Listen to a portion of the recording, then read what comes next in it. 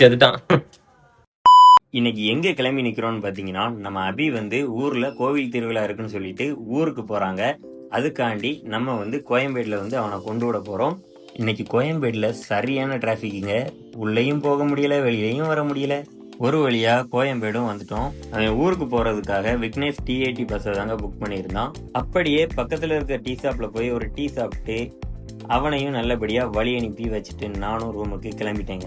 ரூமுக்கு வந்ததும் நம்ம பசங்களும் வந்துட்டாங்க.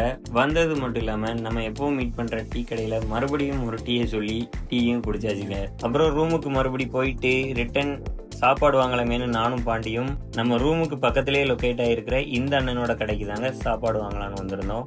அப்புறம் நம்ம தம்பி சீச்சியும் வந்துட்டான். அவன் கூட சாப்பாடுலாம் வாங்கிட்டு நாங்கள் ரூமுக்கு கிளம்பிட்டோம். ரூமுக்கு வந்து பார்சலை பிரிக்க முன்ன நான் பட்ட பாடு இருக்கே, ஐயையோ. அப்ப நான் பட்ட வேதனை இருக்கே, அந்த வேதனை. அப்புறம் பசங்க எல்லாருமே ஒன்னா உட்காந்து சாப்பிட்டு சீச்சி கிட்ட ஒரு சின்ன கேள்வியை கேட்டேங்க. சீச்சி, யாமல ஒரு மாதிரி இருக்க?